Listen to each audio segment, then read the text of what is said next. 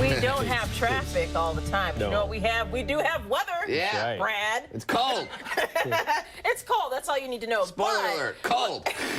and mixed in with some snow. Okay. Marty's talking about minor accumulation on some surfaces, changing to rain throughout the afternoon, and some of the hilltops south of Rochester could see an inch or two of snow today. Brad Williams performing tonight and tomorrow at Comedy at the Carlson. CarlsonComedy.com is the place to go for more information. Now, do that. you guys have a weather person, and you just read the weather. I know, Why do you need the weather person? That's a good Fire question. him.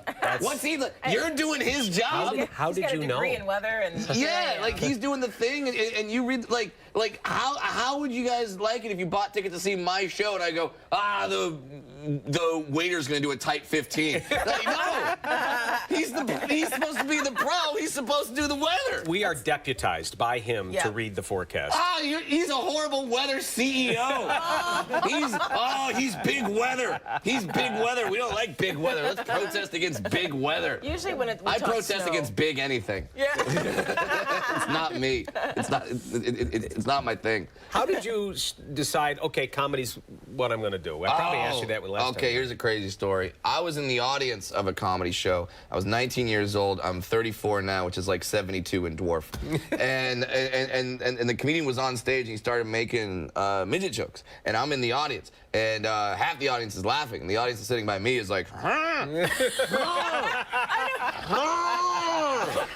and the comic noticed the divide in the room, and he goes, "What?" He goes, "Why aren't you guys laughing?" And he actually said the sentence, "What is one of them here?" And no. I raised my creepy little hand in the air, like, "What's up?" And the guy called me on stage, and I started he started asking me questions, and I answered the questions honestly. I wasn't trying to be funny. Right. He asked me what I did for a living, and at the time, I'm from Orange County, California. I was working at Disneyland, and I said that, and I immediately turned to the audience and went, "I'm not one of the 7." But my actual job at Disneyland was funnier than that. My actual job at Disneyland was I was a bodyguard for the characters. So I would walk around with Mickey, Minnie, Donald, right? And every now and then a 5-year-old steps out of line. I got to throw a forearm shiver. Yeah, take them out. Take them out. That's the Disney way. Yeah, that's the Disney way. That is the Disney way, yes. We love Disney and all of their affiliate companies. Well, that's Disney, something. now owners of Fox. Nice. Not even a joke. They are. But in that moment, you didn't think to run and hide. You didn't want to be humiliated. You embraced it. No. Well, that's something my dad taught me. My parents, by the way, are not dwarfs. People are shocked when I say that. They're like, "No, I think you guys all live under the same mushroom." No, we're not all from the same tribe.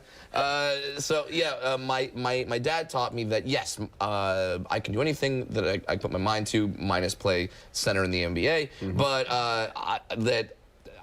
I cannot be afraid of how people are gonna react to me, and rather than let them control the message, why not I control the message? Don't you think you do good by doing that? I know that's not true. Yeah. I think every night I get to go out on stage because a lot of people don't have any interaction with little people. The only interaction they have is when they watch Dinklage on Game of Thrones. Dinklage! Sorry, we're all feuding.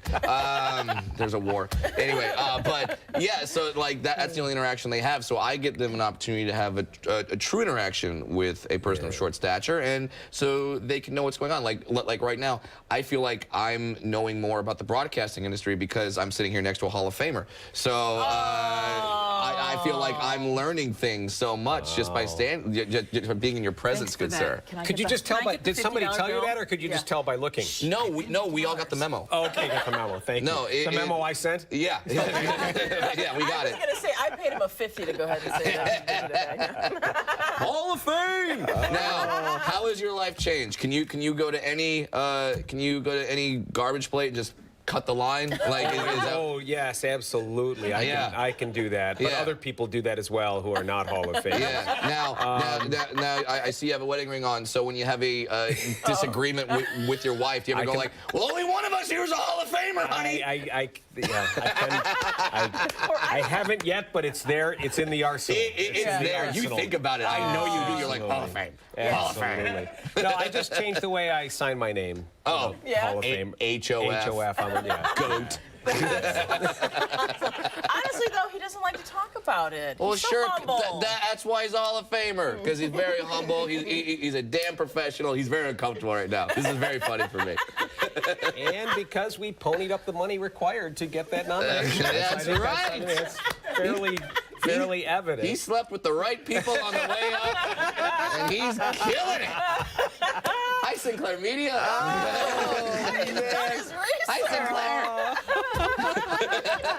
All right.